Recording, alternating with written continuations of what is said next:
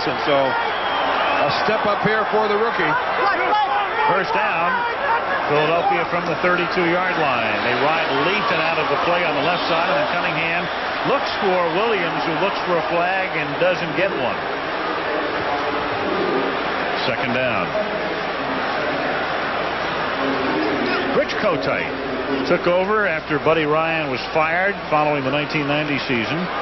So Rich, his team is now 4-2, and he's a guy who has his backers and his detractors, and what he also has is a new owner as well, Jeffrey Lurie, who has purchased the team. But so far, so good. First down from the 32-yard line, and there's a whistle before the snap. Gary Lane, the referee. Lane, a former backup quarterback with the Giants and the Lions. False start. Offense. Number 78. Prior to the snap, 5-yard penalty. Still second down. Anton Davis. Giants and Browns for Gary Lane, a backup quarterback. And here another look at Andy Harmon. Since 91, and that's the year Richie Kotite took over. Here's a guy who takes as much heat as any coach in the league, and yet the Eagles have the 6th best record of the 28 teams since 1991. And just keep in mind a Pro Bowl lineup that he's lost while he's been here and been able to stay on top. I think he's done a superb job, and I'll tell you for sure he is respected all around the league. How about the number of those games without this guy? Second down and 15, and the catch is made by Mark Bavaro, tackled at the 41-yard line, a little short of the first down. It's a 14-yard pickup. One of those rare times that the Eagles go to the tight end. Mark Bavaro used to be in big numbers with the Giants and later with Cleveland and even here, but he has been primarily a blocker, and he doesn't complain about much of anything. He doesn't talk very much, but he get the sense that he would like to be used this way much more by the Eagles. But they got the 2 outside receivers, and that's where Randall likes to go. After the knee surgery that he had, I never would have guessed that Mark Bavaro would still be playing this game today. Third down and 1 from the 41-yard line, and Charlie Garner tunnels his way out to the 45-yard line, and an Eagle first down, and there is the new owner of the team. Jeffrey Lurie. Will chat with him at halftime along with Harry Gamble. Lurie buying the team for the princely sum of $185 million. And that is a princely sum. That's a king's ransom. Downtown Philadelphia. Higher than my credit card limit. First down at the 45. Richie says, I'm going to throw on first down. He has done it a couple times, but he's not been consistent with it. Cunningham.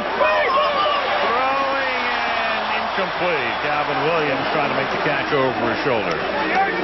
Good positioning there by Darrell Lewis. Darrell Lewis gets a lot of attention because on the other side, Chris Dishman is one of the fine man defensive backs in the league. And Darrell Lewis is emerging as a very fine defensive back. And that's Chris Dishman, who has a remarkable record. 9 interceptions the last 15 games for Dishman. Kind of guy you want to stay away from. And he's adapted to the new rules better than people thought he would. Better than I thought he would. He used to be a very physical player. He can't do that anymore. Second and 10. Cunningham firing. It's tipped, and it is almost picked off at the 50-yard line by Blaine Bishop. Oh, boy. Bishop had it. And a flag is down, and the penalty is going against the Eagles. Well, this penalty would have been negated and turned down because Bishop had that ball all the way. Actually had it twice, and then lost it, looked like, when he got down and hit the ground. Ray Childress asking his sideline for a little help as to whether to accept this penalty or not.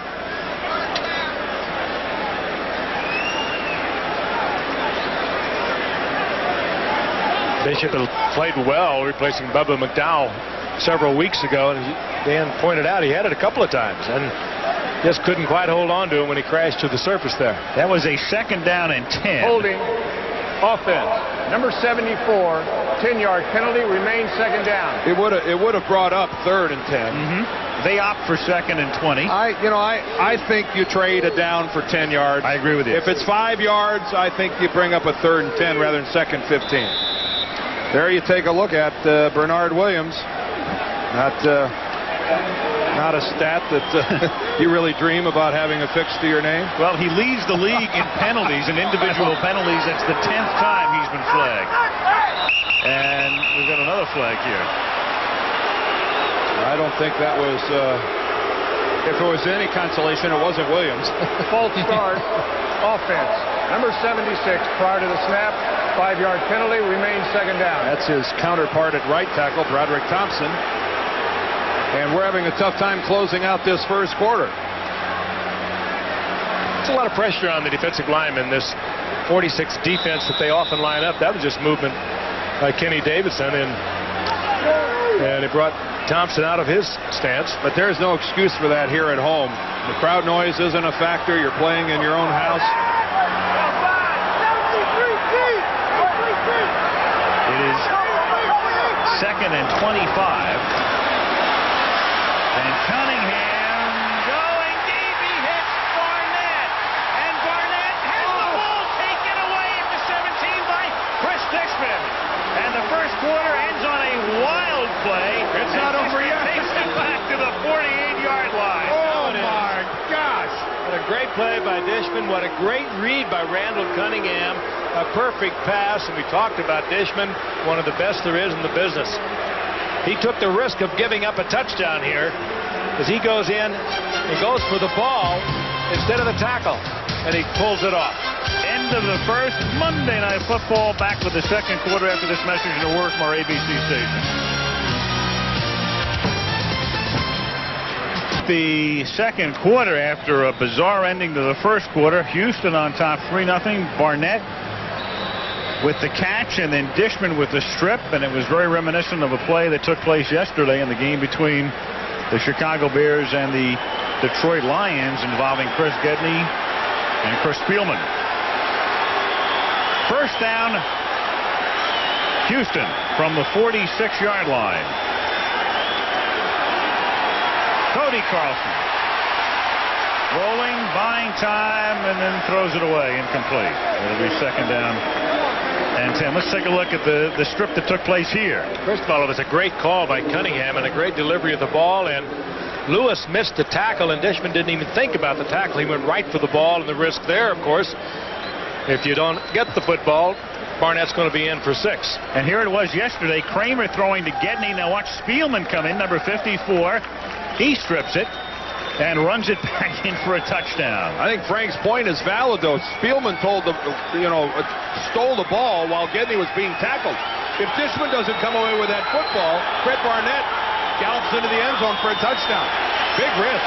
Second and 10. Carlson has it tipped. It's incomplete. Byron Evans got a hand on it, the linebacker. Well, I'll tell you, Byron Evans is having a great year, having another year. He's in there on the nickel. He's in there in any kind of defense. He's tough against the run. He gets very deep on this. Good technique, getting back, looking into the eyes of the quarterback, Cody Carlson.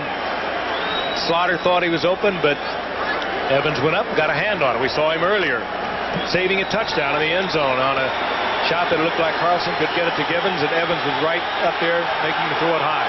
Third down and 10 at the 46-yard line.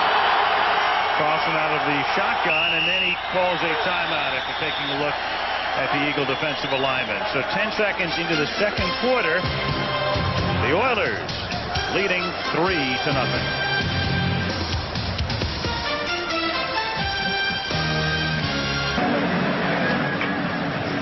Downtown Philadelphia, as Veterans Stadium is the site of tonight's game in South Philly. The Philadelphia Eagles with a mark of 4-2 and trailing 3-0 to the 1-5 Houston Oilers early in the second quarter. The Eagles showed blitz the last time Cody Carlson brought the Oilers up to the line of scrimmage.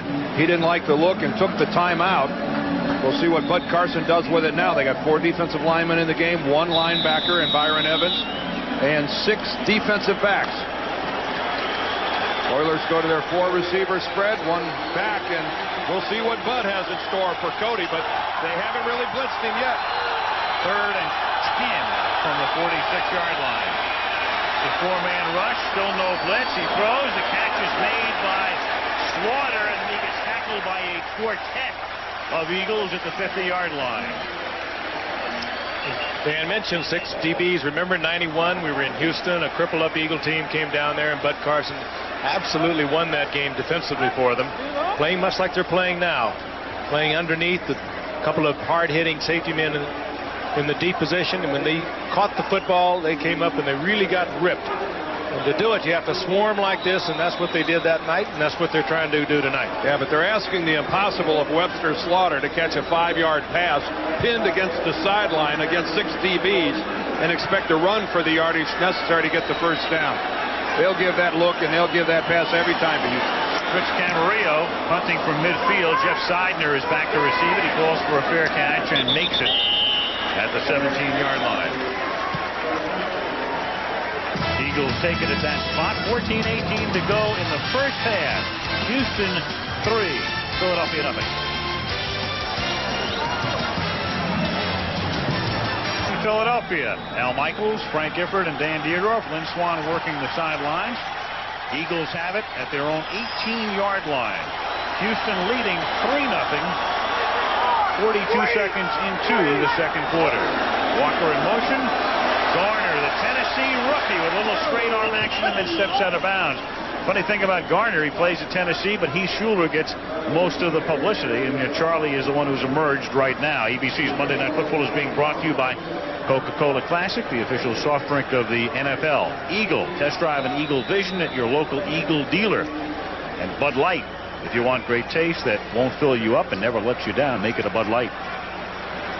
So Charlie Garner emerging, Heath Schuler meanwhile on the bench, and Gus Frerotte came off the bench yesterday, and what a performance he turned in, the rookie from Tulsa, to lead Washington to its victory over Indianapolis. 2nd and 6, here's Garner. Minimal gain, it'll set up a 3rd down at about 5 at the 22. I think about Charlie Garner, he was designed for this kind of a defense. You get a 46 with basically is an 8-man front. If you can pop through there, somebody like a Charlie Garner, you're going to get some big yardage. You're going to go a long way. He comes out now because, as I mentioned earlier, he's not going to be in there on a pass play. He's not big in the patterns, and he's not good at picking up the blitz. So he'll be on the sidelines in this passing situation. I think that graphic, a good illustration of his explosiveness. 3rd and a long 5 from the 22. Randall gets sacked. Back at the 15-yard line, Lamar Lathan, the first guy to make contact with him. Well, he's been a fine experiment that proved successful for Houston, moving from a linebacker to defensive right end. Not all that big at 250, but really quick. The education of Bernard Williams continues there at left tackle, number 74. He bites on just a little inside feint by Lamar Lathan, and then Lamar with that speed goes back outside. Williams can't recover. Brian Barker. By one of the up men at the 44-yard line. That's Chris Dishman who goes back to field it, and he's able to hold on before he's tackled at the 44. Houston has it at that spot when we come back. This was really fortunate for the Houston Oilers. This ball hits Chris Dishman, number 28. You see it come right off his chest. Otis Smith has it, and then Dishman takes it away from it. That was a very fortunate break for the Houston Oilers, that ball came back in a position where Dishman could wrestle it away again from Otis Smith.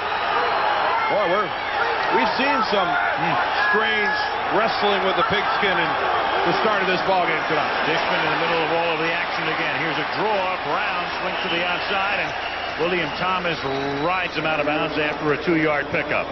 Only 2 yards on that. And Thomas got caught inside, but he has great recovery. Not all that big, 218 pounds, but he is so swift. I think Gary Brown thought he was going to get to the outside, but you won't do that against William Thomas. Watch this. Thomas, the linebacker over on the right side. He just seems to make things happen for Philadelphia. That's a fine play. 2nd and 8. Oilers at the 45. 12 and a half to go in the first half. Houston on top, 3-0.